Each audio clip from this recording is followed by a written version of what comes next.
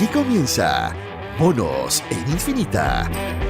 Una mirada profunda a la semana política, con el estilo mordaz y descarnado de Camilo Férez y Gonzalo Miller, y la inconfundible conducción de nuestra Connie Stipicic, en directo y en plataformas por la 100.1. Esto es Monos en Infinita. ¿Cómo están ustedes? Muy bienvenidos. Partimos con los Monos en Infinita en un día en el que se suponía la agenda de este programa estaba hiper clarita. Íbamos a concentrarnos fundamentalmente en el juez Muñoz y en las polémicas en torno a la destitución por parte del Congreso del juez Muñoz y los 5 años del estallido social.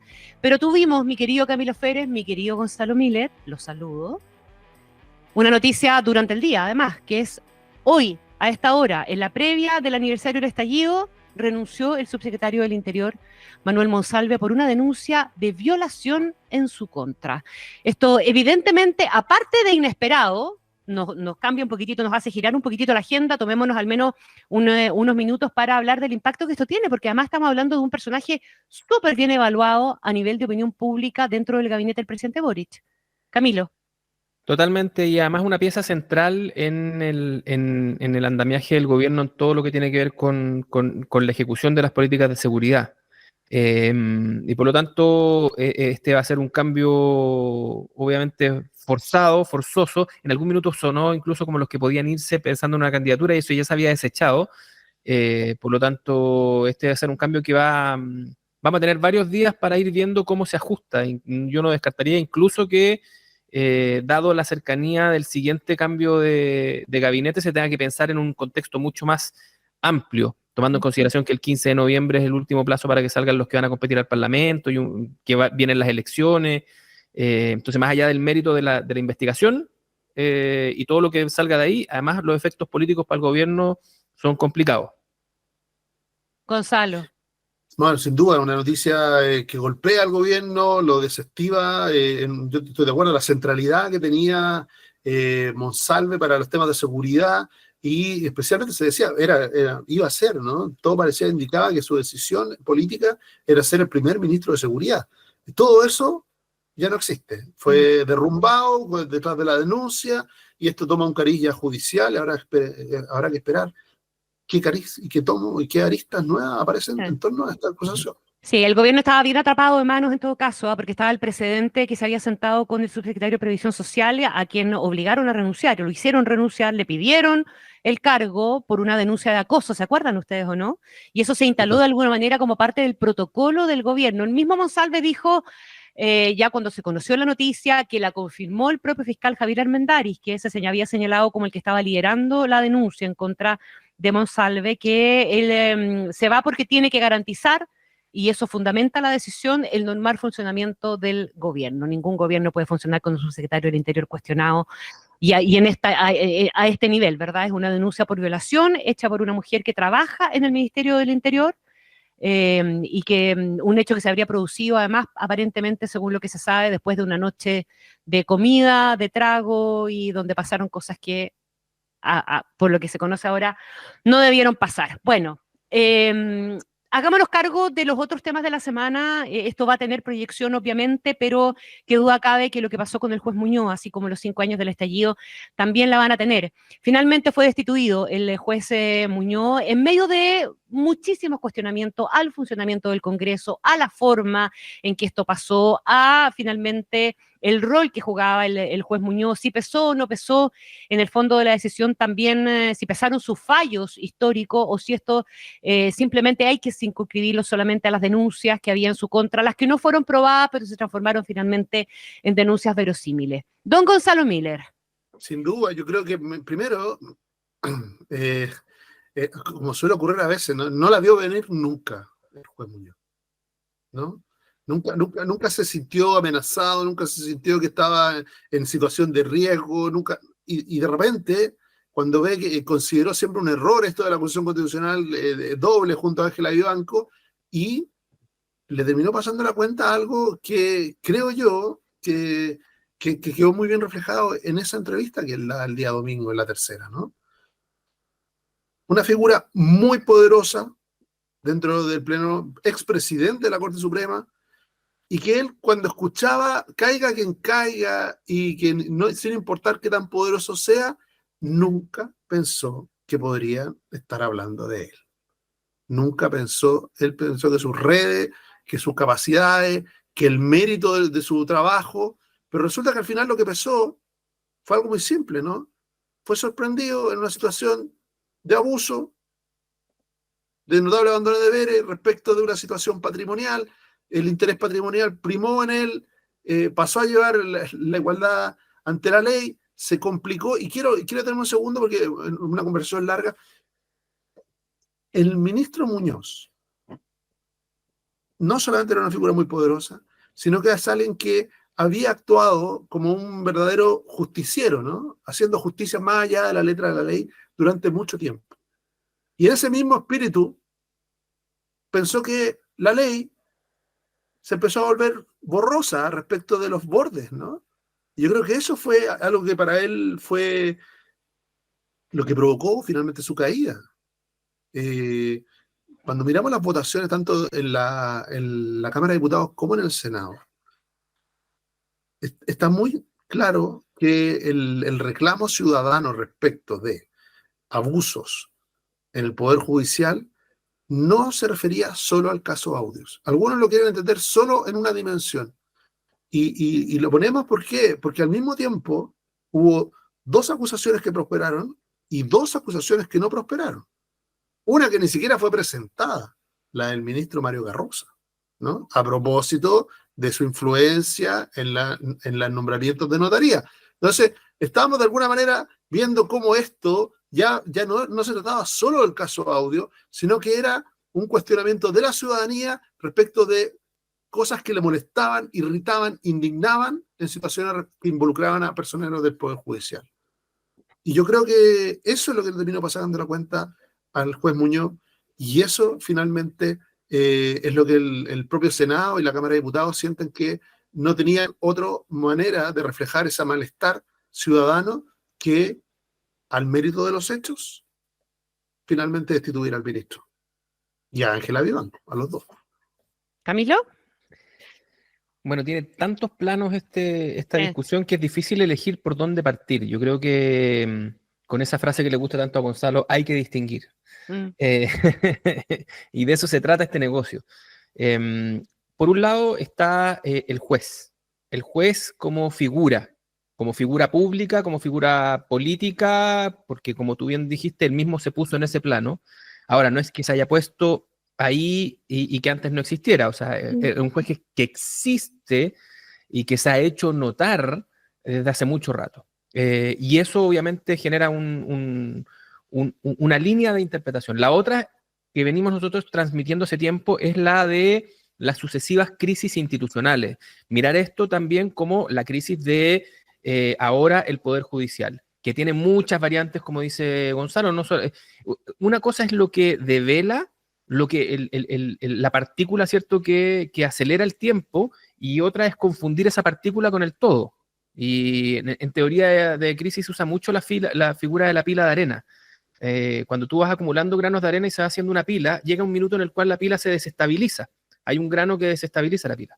Pero ese grano que la desestabiliza está lejos de ser la pila completa. Y aquí ocurre lo mismo. Es decir, el caso Audios probablemente es el momento en el que el tiempo se acelera y comienzan a una serie de elementos que ya estaban puestos arriba de la mesa hace mucho rato a encadenarse entre sí. Así como la marcha del millón pone 200 tipos de demandas muy distintas, aprovechando que estamos de aniversario del 18 de octubre y que en algún minuto parece que son todos lo mismo, aquí también parece lo propio. Esa es la otra dimensión, la de la crisis del poder. Y la otra es con el hecho mismo del proceso que ocurrió, que se está vinculado con los dos, el hecho de si se separaron o no se separaban las acusaciones, si prosperaron todas, si la prueba era suficiente. Y creo que a todos tiene sentido entrarle un poquitito en el debate. Y voy a partir por esta última. Dado que damos por bueno, al menos en este programa, que estamos en el marco de una crisis de un poder del Estado, que hemos dicho otras veces que las crisis se tienden a resolver o se intentan canalizar por la vía de una multiplicidad de actos, algunos que son simbólicos, las cabezas, ahora acabamos de ver dos, ¿cierto? Las cabezas en una bandeja y además las adecuaciones normativas, el cambio en el sistema de nombramiento y una serie de otras adecuaciones que van a tratar de hacerse cargo un poco del problema de largo plazo. Eso está ocurriendo. Voy a ir a la parte de por qué ocurre lo que ocurre. Tengo la impresión que esta pregunta que se ha instalado y que incluso el presidente de la República salió a reforzar hoy, dice que aquí se está buscando de una manera torcida de enjuiciar las decisiones del juez. Cuando entramos en ese debate, me interesa mucho ver cómo se dio esta acusación. ¿Por qué? Porque mi impresión es que hay ambas cosas y que no es un tabú decirlo. Es decir, efectivamente existe un juicio respecto de cómo era Muñoz en tanto juez de la Corte Suprema y cómo él mismo había corrido un cerco que hoy día, de hecho, le está jugando en contra. Que es lo que muy bien retrató Carlos Peña en su columna del día domingo cuando decía, se tiende a confundir se tienden a confundir las reglas con el criterio de justicia de quien la aplica. Esto que él denominó, ¿cierto?, en esa misma columna como la vulgarización del derecho, Sí. y sostiene además que cuando eso ocurre, es muy difícil retrotraer esa lógica y empezar a aplicarla, como diríamos nosotros, como en cherry picking. Es decir, para algunas cosas sí, para otras no. Cuando tú abres esa puerta, cuando el notero de matinal considera que su juicio respecto de que una persona es culpable es sumario, y por lo tanto, si es que la justicia no le da la razón, es porque la justicia es la corrupta, pero él ya se formó esa opinión y ya formó esa opinión en la opinión pública. Eso lo hemos padecido en tantos otros casos que probablemente, como no es el caso de un juez tan importante, que además fue tan importante para los temas de derechos humanos, que fue tan importante para resultados que uno podría esperar. Yo puedo esperar que haya buenos resultados en materia medioambiental, puedo estar de acuerdo con el resultado. Pero cuando nos olvidamos del procedimiento, ocurre también lo que le ocurrió a Muñoz, que hoy día suena un poco rascar en el vacío, que diga, sabes que aquí hay un vicio de procedimiento. Sí. Es como que tú decís, bueno, no metís ni le dijo la olla al sartén. ¿Ah? Porque precisamente la crítica que se le viene haciendo hace mucho tiempo. Y esto tiene una segunda dimensión que es mucho más política. Creo que esa crítica es tan extendida que permitió que el procedimiento, que al final lo vivieron como fatalidad, que nadie se parara en contra de estas acusaciones unidas, que finalmente la tuviera que resolver el Senado y que finalmente el Senado sí encontrara los votos para destituirlo, tiene mucho de una especie como de mayoría silenciosa que quería que esto ocurriera, pero no se atrevía a lanzar la primera piedra. Y esos fenómenos también son los que aceleran el tiempo, cuando hay muchos que tienen la impresión de que esto debe ser corregido en el contexto de corregir al sistema judicial, que estas arbitrariedades, aunque me gustan como resultado, también deben ser corregidas desde el punto de vista de procedimiento, que varios como que miraron para el techo, otros salieron de la sala, algunos entraron y votaron y se escudaron en el reglamento y finalmente pasó lo que pasó. Entonces, creo que esta última parte, la de la crónica de la acusación, sirve mucho para no olvidarnos, y aquí yo sé que esto es fome, que es latero, que es contraintuitivo con los tiempos que se viven hoy día, que son de funa, de cancelación, que cuando uno interviene en los procedimientos, porque cree que conoce mejor cuáles deben ser los resultados, genera este tipo de efectos. Y en algún minuto eso te va a jugar en contra. Es que ese es el punto. O sea, tomando un poquitito el hilo de lo que tú estás diciendo, Camilo, y hoy día el editorial del Mercurio da un poquitito cuenta de lo mismo respecto del tema de la verosimilitud, que es una cuestión que, como tú decías en la mañana, lo podemos aplicar en distintos mundos, en distintos lados. Finalmente aquí basta con la verosimilitud de la denuncia, sin importar la forma, para finalmente conseguir el resultado, por todas las razones que tú estás diciendo y probablemente por varias más. El punto sí ese va a ser el estándar de aquí en adelante. Vamos a dejar que sea el estándar para todo, porque yo creo que esto no solamente se aplica, aquí vemos cómo termina con la caída de un juez, esta forma de hacer las cosas. La pregunta es si vamos a dejar que este sea el estándar, ¿vamos a cambiar el estándar para todo? Buena pregunta, porque aquí es que de nuevo volvemos a como que si esto fuera producto de una racionalidad o de una nueva racionalidad y no de una reacción rápida, a ratos brusca, a ratos burda. De una oportunidad. ¿no? No, frente a una crisis, ¿no? O sea, aquí, como Claro, he dicho, pero aquí, abrió una oportunidad. Vivanco abrió una oportunidad de meter al juez Muñoz en el cuento. Ujú. Aprovechó una o oportunidad. sea, sí, en la medida que el juez Muñoz había hecho No, no, mérito para eso, ¿no? por supuesto, pero Porque, se abrió la porque no oportunidad. nos olvidemos ¿Por qué no se hizo de un par antes de respecto detalles. de él solamente? El juez Muñoz ya estaba en el Comité de Ética de la Corte Suprema. Ya estaba ahí, antes de la Constitución Constitucional. Sí, pero por Por estos Vivanco. mismos hechos.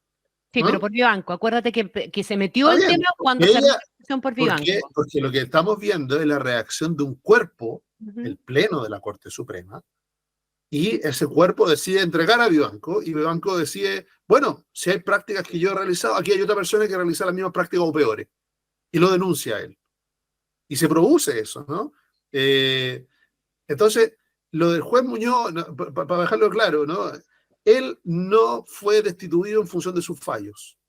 Sus fallos le podrían provocar la defensa irrestricta respecto de los senadores que no le importa lo que haya hecho porque votaba de una manera, fallaba de una manera. Y hay otros senadores que, por una decir justicia, igualmente están dispuestos a dejarlo caer en función de cómo fallaba. Pero eso vale para los dos lados, ¿no? Cuando uno ha visto la defensa, y yo creo que a mí me llama mucho la atención cuando él presenta al abogado en el Senado, presenta al ex controlador Ramiro Mendoza, y él desarrolla la tesis de como un adepto, presenta, ¿no?, de la justicia material al juez Muñoz, y que ese sería el problema que estaría enfrentando. Es decir, sus fallos son lo que lo tiene aquí sentado en el Senado, obviando las acusaciones concretas, ¿no es cierto?, sobre cómo había entregado información de un fallo a su hija y eso le había provocado un beneficio patrimonial. Porque es esa la razón, ¿no? No probada, dice, pero es la razón. no, claro, es que para ser justo, porque En una denuncia que estamos resultó ser verosímil solamente. por eso, y vuelvo para atrás, digamos, Claro, es la reacción pero es brusca, la razón, pero no el motivo, o no el Claro. único la motivo. reacción, es la reacción brusca o burda, pero resulta que el estándar de prueba pedido para Muñoz es de plena prueba, casi como, mira, no ha sido condenado. Y en el caso de Ángela Vivanco, son los chats. No se oye padre. O sea, ahí el estándar de Sí, estoy de prueba, acuerdo la contigo. velocidad con que el Pleno se operó de ella, ahí no nos llama la atención. Ahí tenemos convicción de que estábamos haciendo lo justo. Entonces, yo creo que aquí, con más o menos pudor, hay una parte importante de la izquierda que siente que pierde a un hombre de sus filas en el Pleno del Poder Judicial y quizá al más influyente dentro del Pleno de la Corte Suprema. Y esa pérdida yo creo que va a ser confirmada o desmentida, porque es una tesis, ¿no? Esta defensa tan irrestricta de hacer alusión a su trayectoria y no a los hechos en concreto por los cuales estaba siendo acusado.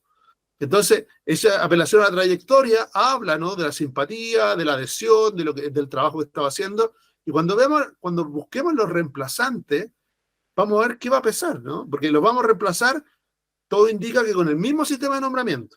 Es decir, los senadores que acaban de destituir o trataron de salvar al juez Muñoz son los mismos senadores que lo van a reemplazar. ¿Y qué criterios van a usar? ¿La trayectoria? ¿O van a tratar de volver a instalar a alguien como Muñoz, ¿no? Alguien que tenga ese perfil respecto de la justicia material, del activismo judicial, respecto de la identificación con ciertas causas. Bueno, ahí vamos a ver, ese va a ser como el cierre de esto, ¿no? Que, a ver, hablando de justicia o injusticia, o de vendetta o no de vendetta, ahí vamos a tener un cierre de esto en términos de que los mismos senadores se van a enfrentar a la decisión de reemplazarlo.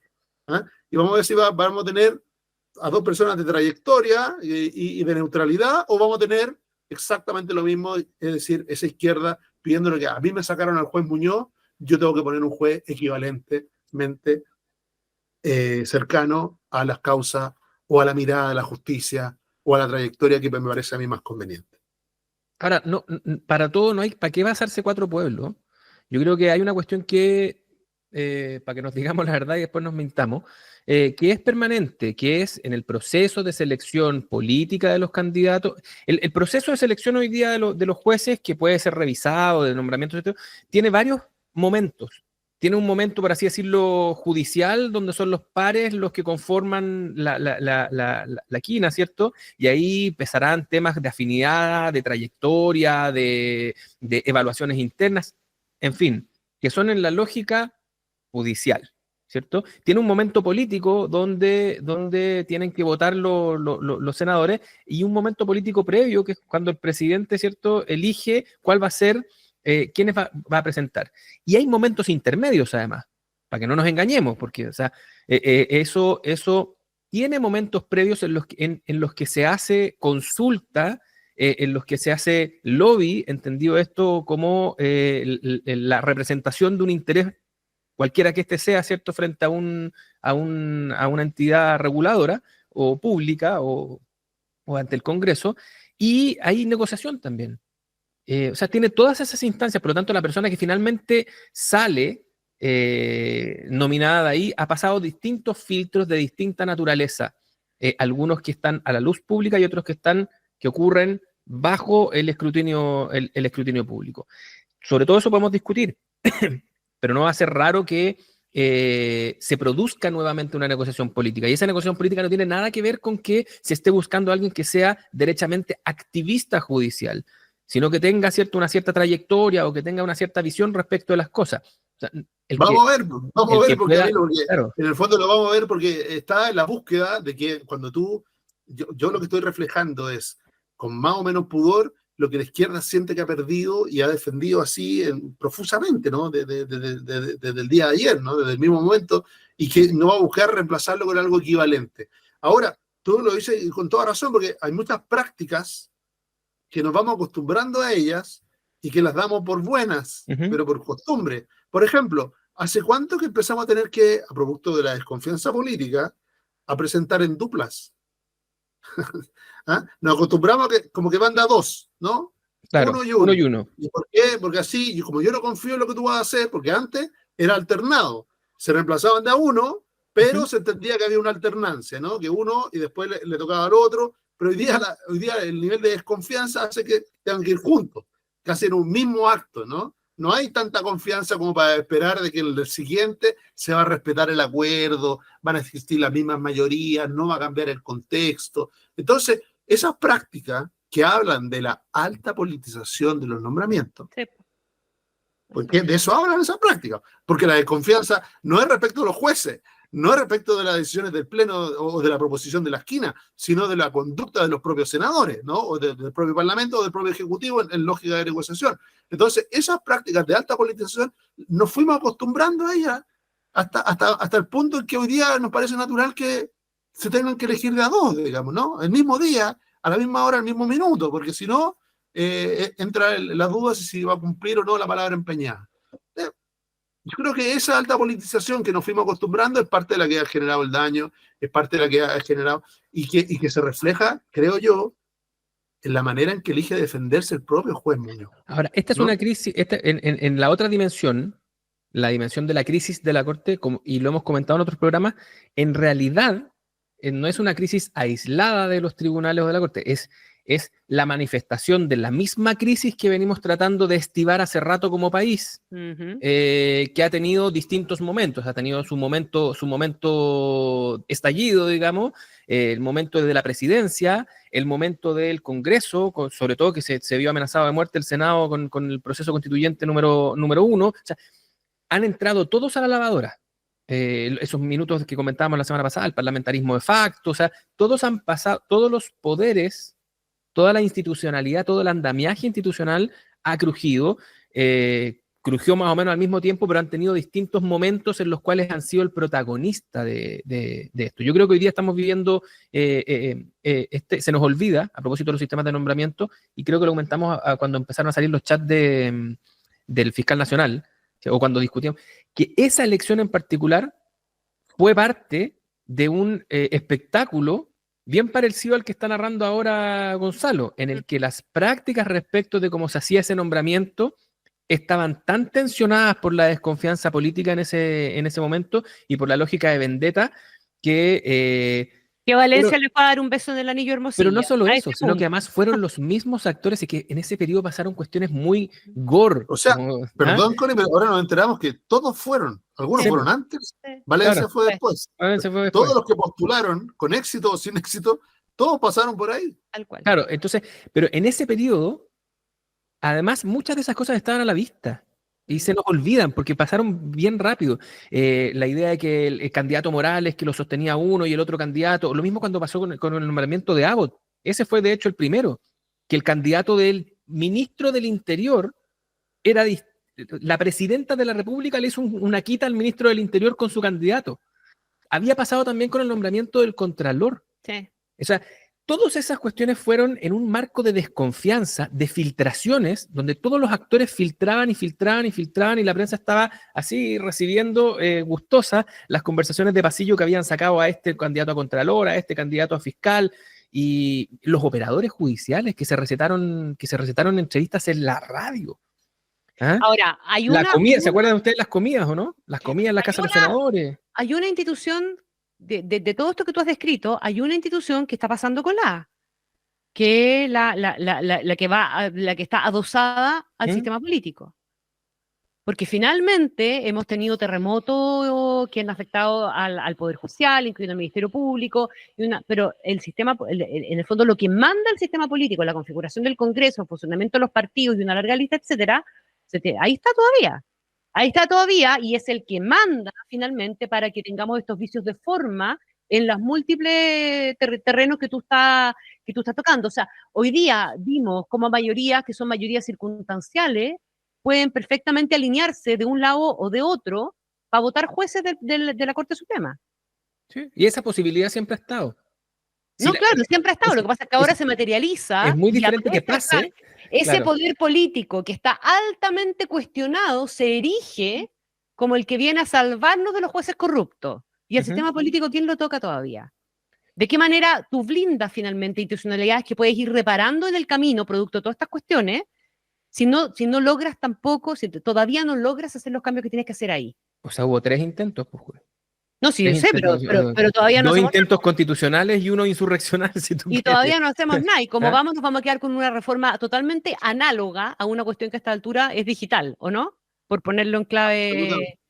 Sí, po. Absolutamente, yo creo que una buena comparación la que hace la Connie, pero no, solo un detalle antes de entrar en esa la necesidad de reforma al sistema político. Yo creo que ir a la causa profunda del problema, ¿no? No quedarnos solamente en las consecuencias o las cosas que nos molestan a propósito de las malas decisiones, sino ir a la causa profunda, ¿no? Pero antes de eso, bueno, en esta lógica de la lavadora, el Congreso estuvo en la lavadora, ¿no? Recordemos que un sector del Congreso hablaba de un Congreso que no tenía legitimidad para poder votar leyes, o sea, prácticamente quedó inhabilitado el Congreso durante un tiempo, ¿no? A pesar de que no eran legítimas las autoridades que estaban por ahí elegidas popularmente. Entonces, tuvo sus propios momentos de impugnación, el Congreso lo pasó muy mal. Se hicieron comisiones que tenían alcaldes y tenían ONG, que no lo había elegido nadie, pero se autoasignaban una muchísimo mayor legitimidad democrática que los actores de... ¿Ah? ¿Te das cuenta que nadie Y eso hace 5 años nomás. Se quedaron igual, además, no hubo Tú eras cambio. muy joven, Connie, pero fue hace solo 5 años. Claro. Pero bueno, yendo al punto, que me parece interesante, la postergada o la necesaria, más que postergada, la necesaria reforma al sistema político, lo que pasa es que es, pero por lejos, la más impopular de las reformas. Sí, y quizá la más necesaria de todas. Total. Porque hoy día tenemos un engendro, yo creo que a partir del 2014, donde tenemos un sistema presidencial que no va acompañado con un sistema de elección de parlamentarios acorde a un país presidencial. Entonces, tenemos unas mayorías que se generan en el voto presidencial y que no tienen correlación con lo que pasa en el Parlamento. Acto seguido, tenemos un debilitamiento de los partidos que, cuando ya hablamos de que hay 29 fuerzas políticas o hay 22 en el Congreso, cuando tú tienes 22, no muy lejos, hasta hace pocos años se enseñaba en ciencia política que un sistema polarizado era uno que tenía más de 7 partidos. Más de 7 partidos. Ya era polarizado. Y extrema polarización, de 9 a 12 partidos, ya era extrema polarización, riesgo institucional. Nosotros tenemos 22. Porque, ¿qué termina pasando? ¿Es muy peligroso tener 9 o 12? Sí, porque se polariza todo. Cuando tú tienes 22, yo creo que la única, como no puedes ir más allá en la polarización, no puedes extremarte más, aunque a algunos le ponen empeño, no puedes extremar más las posiciones, lo que termina pasando es de que en la práctica no hay partido. Y eso es lo que estamos viendo hoy día. Hoy día nosotros tenemos un parlamento sin partidos. Sin partidos. Y tenemos que decir, o nos acostumbramos a eso, a lo que entendemos por partidos, ordenadores, que ponen línea política, que son capaces de cruzar, de construir acuerdos más allá de un momento de otro, lo que muchos echan de menos respecto de los 90, ¿no? O de los 2000. Eso hoy día con 22 fuerzas políticas no lo tienes, ¿no? No tienes capacidad de ordenar. Fíjate tú que en esta elección, que a muchos les llamó la atención, adentro y afuera de los partidos, el 70% de los candidatos dicen ser independientes. Sí. Digo, dicen ser independientes, porque hay muchos de ellos que tienen 20 o 30 años de militancia en partidos, pero para esta elección son independientes.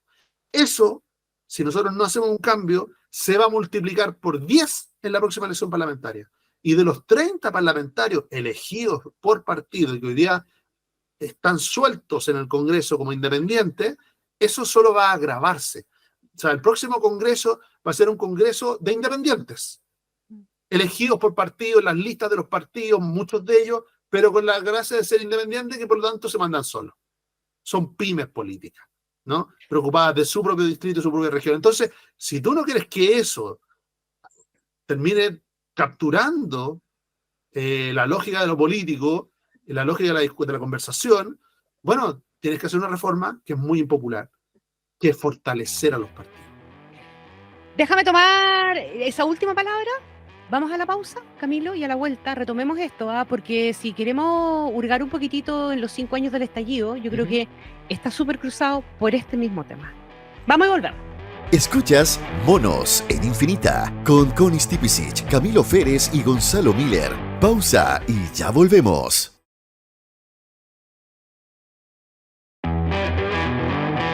Estamos de vuelta con Monos en Infinita, junto a Connie Stipicic, Camilo Férez y Gonzalo Miller. Seguimos haciendo los Monos en Infinita durante esta semana, la semana que fue finalmente acusado constitucionalmente y destituido, por tanto, de su cargo, uno de los ministros más poderosos de la historia reciente del Poder Judicial, el juez Sergio Muñoz. Estábamos hablando del Congreso y derivamos en uno de los temas regalones de este programa y de esta radio, que es el necesario o la necesaria reforma al sistema político. Súper conectado también con otro tema que tenemos para conversar hoy día, que son los 5 años del estallido social. Camilo, era tuya la palabra. Así es, creo que están muy conectados si seguimos la lógica de lo que estábamos conversando antes, del ciclo largo de la crisis. Cuando uno se pone en clave aniversario, pasa lo mismo que recién con la acusación del juez Muñoz, donde cada uno va a ver si la prueba era más o menos, si sus fallos fueron más o menos importantes, y ya ok, eso es parte del natural debate. Pero abajo subyacen ciertos niveles de acuerdo que a nosotros se nos olvidan y que de tanto tirarlos bajo la alfombra pensamos que no existen. Y sí existen. Que es, por ejemplo, en este caso, yo podría decir, con mirada de aniversario, yo rescato la movilización social. Otro dirá, no, yo me quedo con la violencia de las manifestaciones. Bueno, yo la violencia policial y seguimos escalando, entonces. Y yo, no sé, las ollas comunes. Otra mirada romántica. En fin, vamos a encontrar un montón de cosas que todas están dentro de este fenómeno del estallido. Pero hay una que es bastante transversal. Que ese mismo día se hizo demasiado patente la incapacidad generalizada del Estado. Exacto. Y esto sí se conecta con la falta de intermediación. Pero generalizada, no solamente la desconexión, sino que además la debilidad manifiesta, la incapacidad de llegar con policías a resguardar el orden, la incapacidad de control territorial del Estado, la incapacidad de gestión política del Estado, la falta de legitimidad, de claridad del Parlamento. Entonces, todo eso, como decía antes, en un periodo de urgencia, de aceleración del tiempo, como ocurre con las crisis, hace que empiecen a levantar la mano un montón de otros actores que se ofrecieron para sustituirlo, y procedimientos que se ofrecieron también para sustituirlo, es decir, la funa, los juicios sumarios al final, en todo orden de cosas. Yo recién lo decía como caricatura con lo que decía Gonzalo, cuando armamos como una especie de parlamento de ONGs. Que podían estar representadas por la misma persona hace 150 años, que autocreó una ONG que puede hacer un trabajo muy bonito desde el punto de vista de lo que realiza cotidianamente y tener efectivamente una relación cotidiana con la ciudadanía con la que interviene muy notable, pero no lo eligió nadie. Pero damos por bueno, entonces, dada la urgencia de que tenían que haber actores de la sociedad tomando esas decisiones, de que vamos y los metemos ahí, y ellos miraban con recelo entonces a los actores electos y les decían, ustedes tienen cero legitimidad. Entonces, en ese marco de crisis, para que no se nos olvide, donde probablemente ahí Gonzalo asiente, pero vamos a estar mucho más de acuerdo que si nos ponemos a decir si fueron más importantes las ollas comunes o la violencia policial o la violencia de las manifestaciones, está todavía nuestro gran pendiente, que es cómo nosotros reformamos al órgano que dota al Estado de sus normas, reglas y atribuciones y herramientas para hacerse cargo de la gestión del país, de la gestión política, de la gestión de seguridad, hay una parte que se está haciendo, obvio. Se están aprobando también leyes con el concurso de la oposición que tienen que ver con dotar al Estado de herramientas para el combate de la delincuencia. Chapó, ¿cierto? Pero claro, es re fácil cuando es la primerísima preocupación ciudadana y que está disparada respecto a todas las demás que se encuentre un cierto sentido de urgencia. Más el sentido de urgencia no necesariamente deriva en que se consigan acuerdos. Por lo tanto, igual hay que decir chapó. Pero todo esto de lo que estamos hablando subyace. O sea, todavía tenemos esta pulsión por pedirle al sistema político que se mida en resultados lo más inmediatos posibles y lo más conectados con el estado de la opinión. Y esa cuestión importa un tremendo riesgo, porque detrás de eso están todos los incentivos a la dispersión. ¿Cómo yo voy a actuar rápido si ando en un buque grande? O sea, si yo ando en un transatlántico, es muy difícil que haga una carrera de slalom. Para eso necesito una lancha chica, entonces yo me bajo de mi partido y soy yo solo, y igual que un notero de matinal, tomo la temperatura del viento en la mañana y para allá voy. La dirección del viento y hacia allá voy. ¿Ya? Y claro, para eso es mucho más útil tener un buque chico. Entonces, ese incentivo está muy conectado con cómo el sistema político está leyendo qué es lo que debe hacer. No solamente lo que tiene que hacer, sino lo que debe hacer. Ahora, ahí hay que tener un montón de cuidado, y aquí apelo a tu cosa de más académica también, Gonzalo, ¿ah? Y a ti de estudios, Camilo. Porque hoy día nos estamos planteando, a propósito del estallido, volvemos a conversar, ¿verdad?, de nuestra incapacidad además de generar un diagnóstico. Seguimos diciendo que las demandas del estallido, algunas siguen vigentes, pero no tenemos ni siquiera totalmente claro cuáles, ni de quiénes, ni en qué dimensión. Todavía estamos llenos de preguntas. Y hemos ido sumando evidencia de que el sistema político no funciona, y no funciona porque si hubiéramos solucionado un montón de los temas a tiempo, probablemente muchas de esas demandas estarían aplacadas, y estaríamos analizando o estudiando otras eventualmente. Pero estamos medio nostálgicos de cuestiones que funcionaban en el pasado, seguimos pensando en clave totalmente análoga, tradicional, convencional del sistema político, que tenemos que hacernos cargo de la dispersión, que tenemos que hacernos cargo de la fragmentación, del discolaje, del número de parlamentarios y no sé qué más. Cuando probablemente hoy día las claves van por otro lado. Si este problema que estamos viviendo en Chile lo está viviendo el mundo entero. El mundo entero. Las formas de intermediación cambiaron. Los partidos políticos ya no son el medio, ¿verdad?, que eran antes, en ninguna parte. Tenemos la irrupción de las redes sociales, tenemos sumas de demandas, tenemos formas de comunicarse de las personas que son totalmente distintas, relaciones con el Estado que son diferentes. Entonces, ¿cómo agarramos eso para transformarlo en una cuestión que sea lo suficientemente moderna, flexible y al mismo tiempo representativa? Quererlas todas, digamos, ¿no? Pero ser lo suficientemente flexible para no volver a encajonar esta cuestión en un traje que no le va a quedar a la medida. No va a quedar bueno. Está bien. Yo creo que uno, para construir una institución o una institucionalidad, tiene que fijar un objetivo. Yo creo que una vez que consensuamos los objetivos, queremos una clase política capaz de alcanzar acuerdos, capaz de ponerse de acuerdo, capaz de construir mayorías transversales, capaz de hacer grandes reformas, de asumir y socializar los costos de esas grandes reformas. Bueno, eso es incompatible con el sistema actual.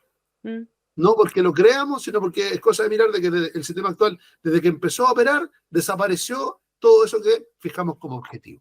Entonces nos parece razonable pensar de que desde detalles, ¿no?, desde el funcionamiento de no nos gustan los parlamentarios electos con baja votación, Tampoco nos gustan los partidos que viven del margen, ¿no? Que viven del 1 o del 2%.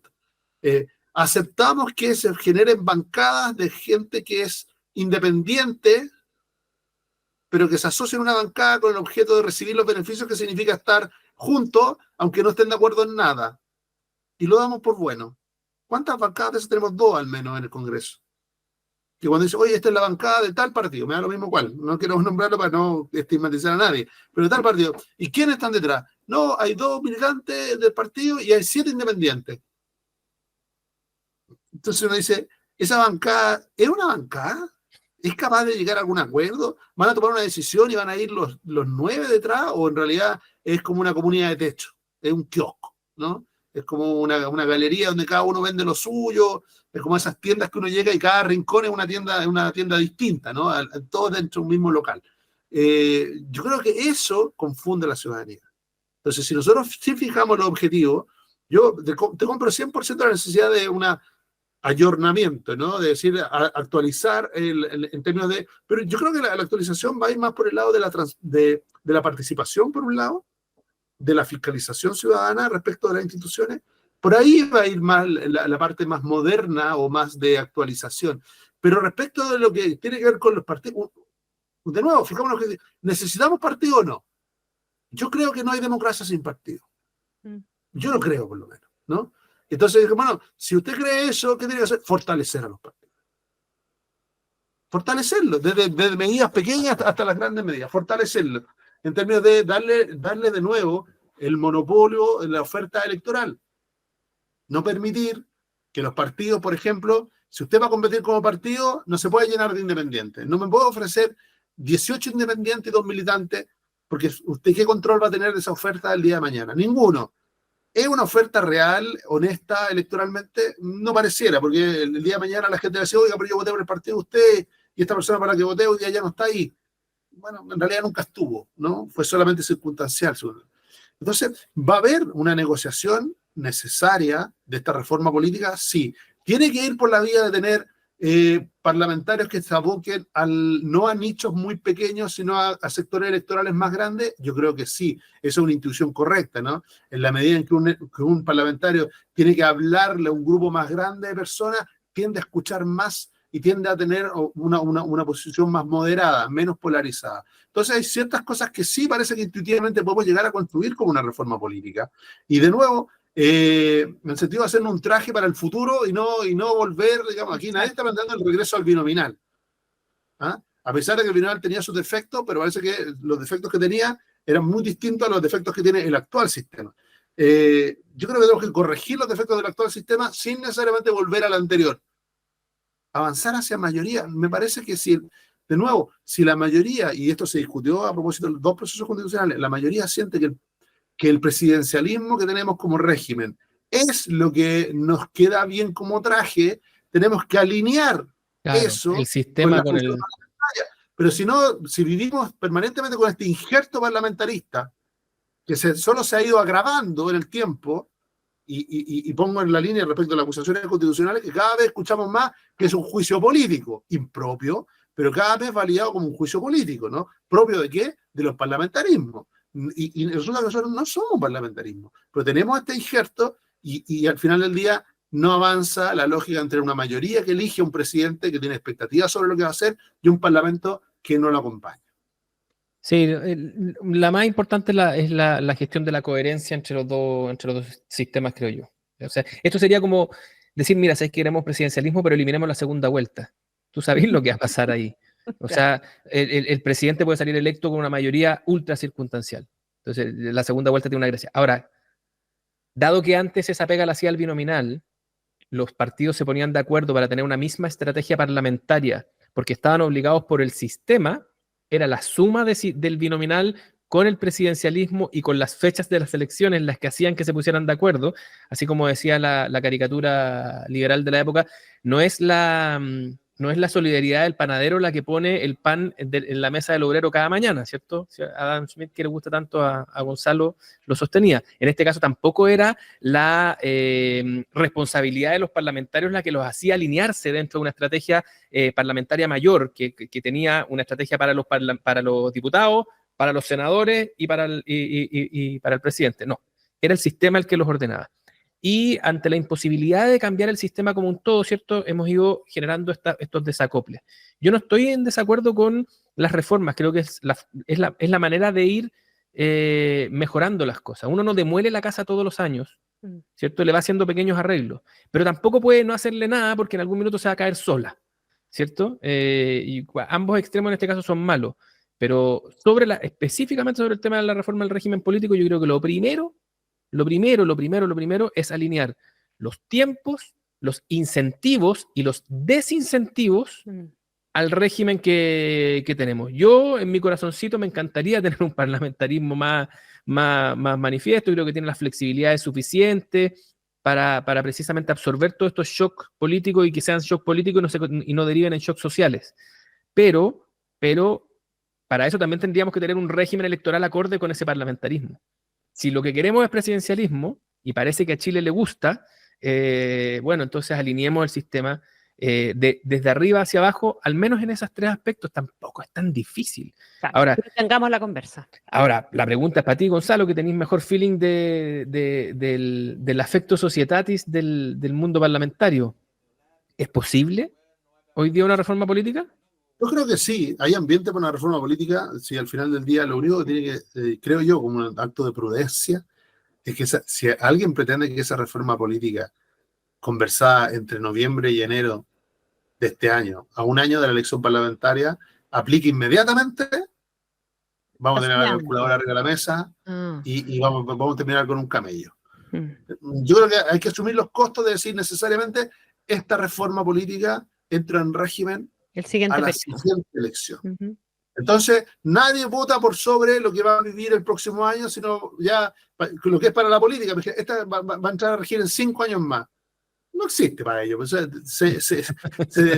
hay nadie pensando pasa a ser la preocupación del próximo periodo, si es que vuelvo a ganar, ya, pero se libera. Y yo creo que esa pequeña sintonía respecto de la urgencia mentales y sociales y de los propios parlamentarios nos libera de que este órgano se autorregule, ¿no? Porque lo va a hacer pensando en una siguiente etapa. Tú no sabes si va a ser parte de esa siguiente etapa o no, te libera mucho la capacidad de negociación y de articulación. Y solo para terminar, creo que cuando buscamos el origen de los males, ¿no?, que estamos sufriendo, muchas veces nos quedamos en las olitas, ¿no?, en los problemas. Las acusaciones constitucionales mal llevadas, las mayorías que son circunstanciales, las sorpresas legislativas, acuerdos que no se cumplen. Bueno, si nos quedamos en eso, no vamos a entender de que el origen de casi todo eso está en el sistema político y en los incentivos actuales del sistema político. Porque la gente no es ni mejor ni peor. Actúa de acuerdo a los incentivos que las instituciones le generan. Entonces, no podemos confiar en que todo el siguiente Congreso va a estar lleno de ángeles. No. Probablemente va a seguir más o menos constituido por gente muy parecida, porque el actual Congreso es muy parecido con sus vicios y con sus virtudes a lo que es la sociedad. Entonces, si queremos algo un poquito mejor, habrá que apretar ciertos incentivos que generen esa capacidad de diálogo. Por ejemplo, yo creo que tú necesariamente te pongas de acuerdo. ¿Qué tengo que hacer? Normalmente, ¿qué hacen los juristas? Suben los quórums. No, que ustedes los quórums supramayoritarios van a matar. Bueno, pero si tú quieres forzar a que alguien se ponga de acuerdo, le sube el quórum, ¿eh? Lo fuerza que la única manera sea ponerse de acuerdo con otro. O generas mecanismos de extraer. Sé que hay buenos ejemplos, Connie, y esta parte probablemente sea la más latera, pero hay buenos ejemplos, y yo creo que no va a salir ninguna buena reforma si es que no somos capaces de recogerlo. Uno de ellos, por ejemplo, las mixtas. Sí. Una comisión mixta es un procedimiento orientado a forzar el acuerdo en el marco de desacuerdo. Un desacuerdo que produjo un empate del cual no podéis salir, tiene un mecanismo como la comisión mixta, ¿cierto?, que termina forzando el llegar a un acuerdo, que son siempre tenues, son mediocres, todo lo que tú quieras, pero son acuerdos. Son acuerdos y que generan decisiones vinculantes y que pueden conducirse mejor o peor, pero ahí tenéis eso a nivel del procedimiento. Hay y sobre el debate, yo creo que igual como lo dije la vez anterior, creo que el gobierno comete un error con ingresar una reforma al sistema de nombramiento sin pasar no solamente en la letra, sino que también en los actores y el espíritu por todos los acuerdos que se obtuvieron en los dos procesos constituyentes a ese respecto. Creo que en este ámbito también uno pudiera recoger, si hubo dos esfuerzos tan importantes por dibujar de nuevo un régimen político, allí donde hubo ciertos niveles de entendimiento, de coincidencia, uno debiese recoger un poquitito ese proceso y no partir de foja cero y volver a instalarlo. En esto estoy con el presidente cuando les dijo, bueno, si encuentran que mi reforma es tan parecida a la de Piñera, yo esperaría que ustedes estuvieran contentos, no que fuera un motivo de crítica, ¿cierto? Aquí pasa también. Perdona, Gonzalo, que te interrumpí. Sí, no, yo creo que hay muchas, como tú das ejemplo, y estoy de acuerdo con eso, hay muchas pequeñas reglas que pueden ayudar a veces las pequeñas reformas son mucho más efectivas que las grandes reformas, ¿no? Por ejemplo, los tiempos legislativos, cuando tú fuerzas ciertos tiempos legislativos, acortar los tiempos legislativos, fuerzan la necesidad de acuerdo, y si no hay acuerdo, el riesgo le sube los costos, ¿no? A los propios actores, a que ese proyecto se caiga finalmente. Entonces, cuando un proyecto, el Ejecutivo, ¿no es cierto? Algo que se transformó en una mala práctica, no de este gobierno, de los últimos gobiernos, presentar proyectos, pero que en realidad solo se ponen en discusión, ¿no? Sin ningún interés de que se transformen en leyes. Entonces dice, cuando tú fuerzas a que eso solo pueda ocurrir en un tiempo o que ese proyecto o avance o se guarde o termine fuera muy rápido, si no se aprueba la idea de legislar, sino fuerza de nuevo a que tu capacidad de llegar a acuerdos se vea extremada, se transforme en una necesidad del Ejecutivo, pero también de los parlamentarios. Oye, nos queda poco rato, pero yo necesito preguntarles a ustedes algo como un poquitito en retrospectiva. ¿Cómo miran en retrospectiva a propósito de esto que no hay que estar bombardeando ni dinamitando la casa? Hace 5 años yo creo que todos pensamos que la casa se estaba desmoronando, ¿no? O estuvo desmoronada. ¿Cómo miran en retrospectiva el 18 de octubre hace 5 años atrás, Gonzalo? Yo creo que hay una mirada que es compleja porque a pesar de que algunos nos invitan a decir que no hay que fijarse en los elementos, no hay que quedarse pegado en la violencia sí fue real. Y sí generó un daño en la convivencia política. Y sí marcó ese periodo, ¿no? Entonces, uno dice, no, es que hay que mirar las demandas. Las demandas sociales han estado presentes permanentemente en la discusión política y en la historia política de nuestro país. No son el elemento nuevo. ¿Ah? Yo creo que el elemento nuevo aquí fue que alguien sintió que por la validación de la violencia era la manera de acercarse a esas demandas o de sintonizar, o que la rabia podía traducirse en violencia y era legítimo. Y esa legitimación de la violencia creo yo que confundió todo. ¿Ah? Confundió todo porque incluso cuando uno dice fue tal la reacción no solamente de la política, no solamente de quienes nos opusimos desde el primer minuto a eso, sino que finalmente desde la sociedad, que la sensación de que hoy día mucha gente dice, las mismas demandas siguen igual de vigentes, pero hoy día, me imagino, ¿no? Hoy día que la izquierda está en el poder, no hay nadie pensando en que se legitime la violencia para empujarla, ¿no? Y hay muchos que sienten que sí, que podrían avanzar o no avanzar en el Congreso, podemos estar de acuerdo o no de acuerdo en la manera de concretarla, pero al menos no hay un discurso legitimado arriba de la mesa ofreciendo una alternativa distinta a la del diálogo democrático o al de las elecciones. Entonces yo creo que hay un aprendizaje doloroso, dicen algunos, costoso, sin duda, ¿no? Costoso, sin duda. Algunos dicen bienvenidos los que se cambiaron de vereda y entendieron que legitimar la violencia le hace mucho daño a la sociedad, le hace mucho daño al sistema político, le hace mucho daño a las democracias. Entonces, mi reflexión tiene que ver con que no creo en la dicotomía que hay que aceptar esta lógica de o violencia con demandas sociales o quedarse pegado solo en la violencia. Yo creo que un fenómeno, como muchos fenómenos complejos, hay que tratar de integrarlos, ¿no? De entenderlo en su complejidad, pero también ver dónde estuvo lo anómalo, ¿no? Lo que se transformó en que esta reacción necesaria del orden público, que hoy día está tan presente, que ha inundado y cambiado el lenguaje de lo político. Si uno mira los cambios del lenguaje político, de lo que era hace 5 años a lo que es hoy día, está casi en las antípodas, ¿no es cierto? Hoy día vemos a los candidatos sacándose todas fotos con carabineros, ¿no? Haciendo promoción. O sea, ese cambio tan violento y brusco tiene su origen en que nos equivocamos profundamente, en que fuimos incapaces como sociedad de condenar la violencia. Capítulo aparte, lo que tiene que ver con las demandas. Nada legitima más a la política que transformar positivamente la calidad de vida de las personas. Y en eso seguimos en deuda. ¿Hace 5 años? No. Hace bastante más de 5 años. Bueno. Entonces, yo no asocio las demandas sociales insatisfechas necesariamente a la fecha del 5 de octubre, perdón, del 18 de octubre hace 5 años, sino que a una incapacidad, y volvemos volvemos al sistema político, ¿no? A esta necesidad de un sistema político que se fragmentó, se polarizó, y que donde los acuerdos se transformaron incluso en algún momento en una mala palabra. Camilo. Yo creo que el principal mensaje de la revisión ya con más perspectiva es, uno, estoy de acuerdo con Gonzalo, a tratar de no despojar algunos elementos solamente para darle centralidad a otros. Agregaría en todo caso que no es que la violencia fue real, la violencia es real. Creo que desde ahí nosotros tenemos que tomar como las lecciones, es decir, llegamos a un minuto en el que todo pareció irse al carajo, y que se haya acabado ese momento no quiere decir que haya sido prueba superada. De hecho, probablemente los efectos más permanentes de esa crisis los seguimos viviendo en el ámbito de la delincuencia. Porque, sorry con ser majadero, o sea, es muy evidente que cuando tú develas que el Estado es abiertamente incapaz, es poco probable que no se te arme una industria de aquellos que pueden crecer al amparo de un Estado incapaz. Y ahí está la delincuencia, el crimen organizado, hay un montón de... O sea, hay algunos que no tienen la capacidad organizativa suficiente para mantener el estado de expansión durante el infinito.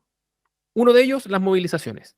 Las movilizaciones no pueden seguir hasta el infinito, digamos, porque el espacio que les generó el 18 de octubre no es que se haya acabado, sino que ellos no tienen la estructura para sostenerse, pero el crimen organizado sí.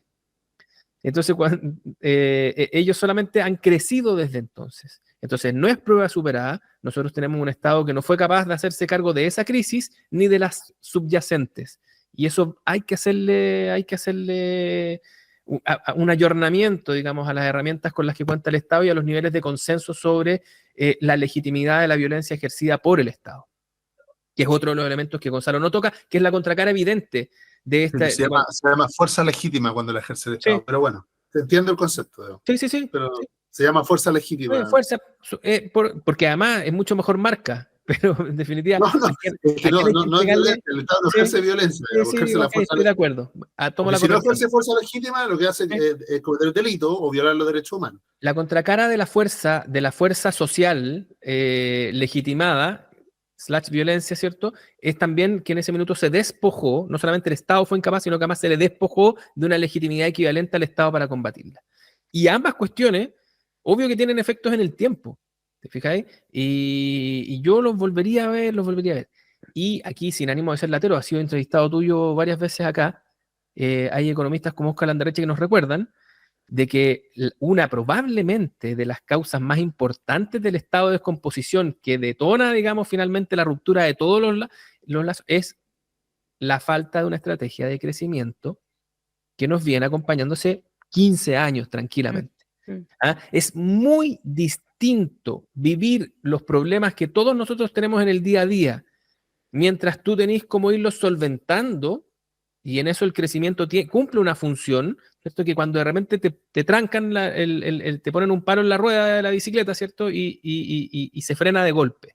Y cuando se frena, incluso aunque no sea de golpe, lo que va generando es que van aumentando a veces la deuda y un montón de mecanismos con los que tú tienes para mantener lo que venías haciendo sin tener los recursos con los que contabas antes.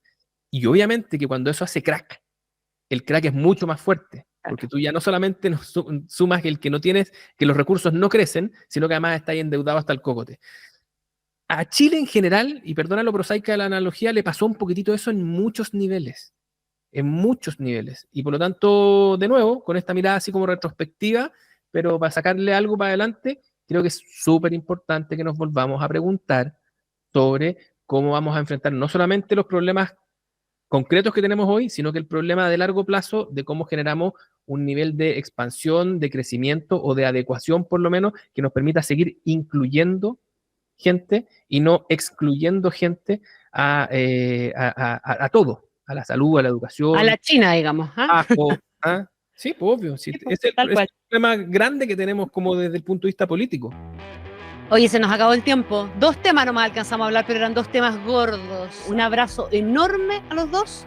Buen fin de semana. Nos repetimos el domingo, ¿ah? Y nos vemos la próxima semana. Chao, chao. Chao. Aquí termina Monos en Infinita, una mirada profunda a la semana política, con el estilo mordaz y descarnado de Camilo Férez y Gonzalo Miller, y la inconfundible conducción de nuestra Connie Stipicic, en directo y en plataformas por la 100.1. Esto fue Monos en Infinita.